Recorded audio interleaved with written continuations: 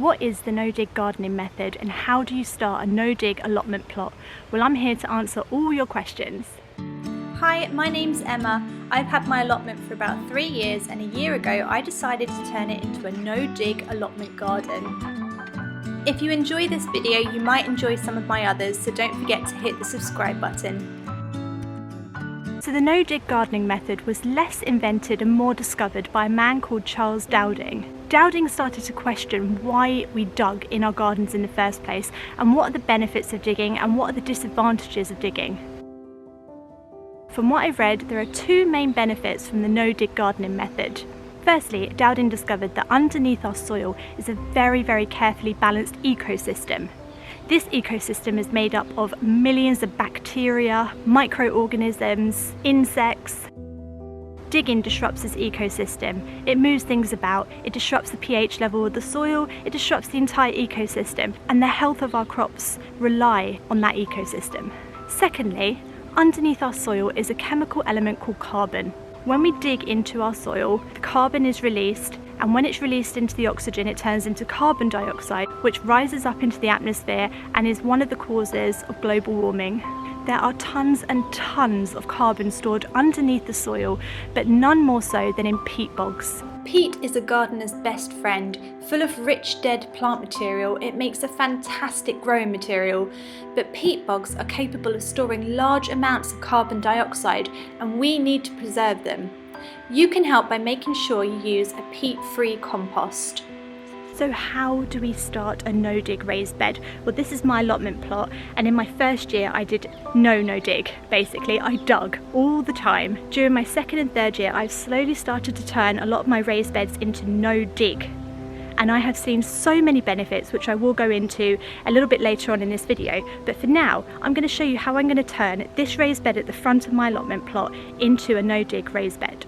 It used to have my strawberries in. As you can see, there are loads and loads of little weeds all coming up in it. I want to turn this entire bed into a no-dig bed. I don't want to be digging this out anymore. To make a successful no-dig gardening bed, it's all about the layers. The first layer I'm going to put down is cardboard. I find cardboard a fantastic first layer to put down on a raised bed, not only because it's a great organic material and it's obviously brown, and if you think about your compost, you need a mixture of green and brown, so putting that into my raised bed is just going to help it and help all of the nutrients in that bed. Secondly, all the worms love cardboard for some reason. To me, I think it's like chocolate cake to a human. Worms just love a cardboard treat. And thirdly, it actually helps to repress the weeds in a raised bed as well, I find. So I'm going to put this down first. Just make sure that you remove all of sticky labels and sticky tape from your cardboard before you put it into your raised bed.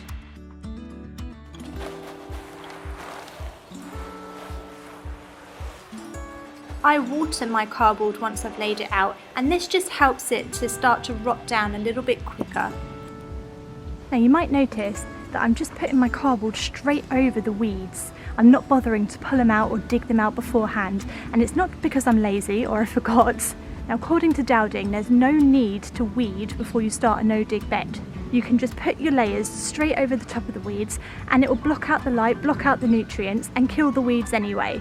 In fact, starting a no-dig garden actually reduces the number of weeds, not only because you're putting layers and layers of mulch on the top of your beds at regular intervals throughout the year, and like I said, blocking out the light and blocking out the nutrients, but also because when you dig in your soil, you're actually moving around seeds.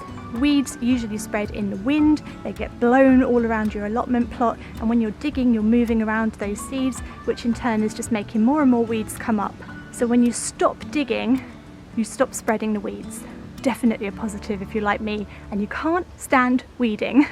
And of course, the only problem with weeds isn't just that they're really hard work for us humans to get rid of, they also compete directly with our crops for light, for room, for nutrients in the soil.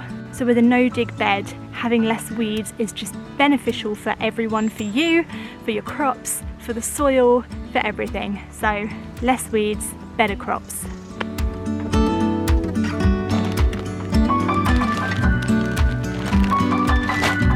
that your cardboard is on, and if you don't want to use cardboard, you could use something like shredded paper. Now that that first layer is on, it's a matter of just layering up as many organic materials as you can find. Try and think about it in terms of composting. Anything you can compost, you can put into a raised bed. Even things like eggshells, old vegetables, manure, a bag of compost, homemade compost.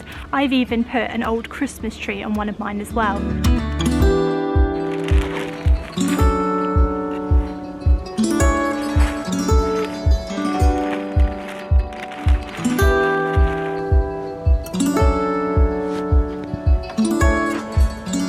Probably do with a few more organic layers going in there. That's the beauty of a raised bed. You can come back to it and just top it up. But I hope that kind of shows you just how easy it is to get started with a no frills, no fuss, really simple no dig raised bed. A lot of people ask me, can I plant straight into that? My answer is yes, you probably can. As long as your top layer is compost, I found that you can just start sowing into it straight away. Don't worry about the cardboard, the roots of plants can go through the cardboard. So I think yes, you can plant straight into a raised bed. If you're using manure in your raised bed, make sure that it is old manure, it's been well rotted. Fresh manure will probably burn the roots as the roots go down because it gets very hot under there. So just be aware of that, but otherwise, go for it.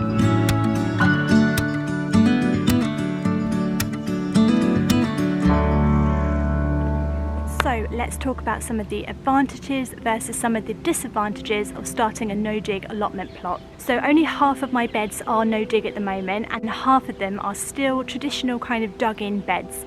It's definitely easy to see which ones are no-dig and which ones are dig, just because of the amount of weeds coming up in the ones that are dig. Definitely noticed a reduction in the weeds in the beds that I've made into no-dig beds and that I've layered up, and I've continued to layer up as well, and that has just been absolutely fantastic. The beds that have got weeds in have gone absolutely crazy with weeds this year thanks to the hot weather and everything, but the no-dig beds have remained weed free pretty much. I've definitely noticed some benefits in my crops from the no-dig beds as well. Less disease, less bugs, less pests. The crops have been healthier. Things that didn't work in my first year because I was doing a whole dig allotment have actually worked in my second and third year. I don't know if that's totally because of no dig, but I do like to think that I am improving the condition of the soil, which is resulting in better crops. Thirdly, it's just significantly less work to do no dig. It's so much easier to pour some compost over. I wish that I could make my own compost, but I haven't quite mastered that art yet. But when I do, it will be totally free as well. Now I'm going to talk about one of the disadvantages I have found from starting a no-dig allotment garden. First of all, once you start, you can't really go back again. I think I just feel guilty now if I dig. I think when you start an allotment plot, one of the last things that you want to feel is guilt.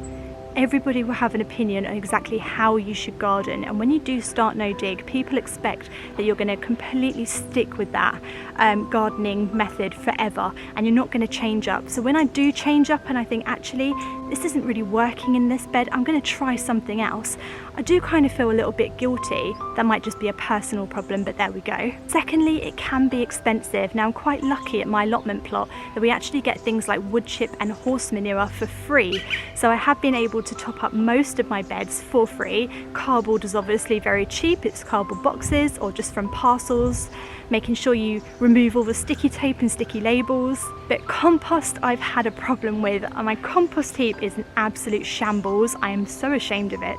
I think if I was making my own compost successfully, it would be much easier, but for the amount of raised beds that I've got here, and I've got about 10 or 11, I'd have to make a lot of homemade compost to fill them up sufficiently each year.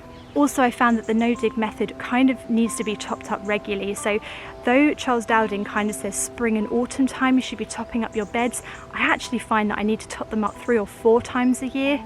The levels just go down, the worms come up, they eat everything, they bring it all down, and the level of the soil just starts to go down, so it just needs a lot more topping up than I first anticipated it would.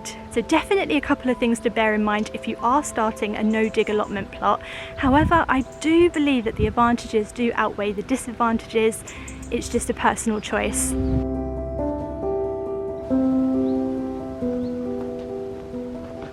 overall I have really enjoyed experimenting with the idea of a no-dig allotment plot over the last couple of years.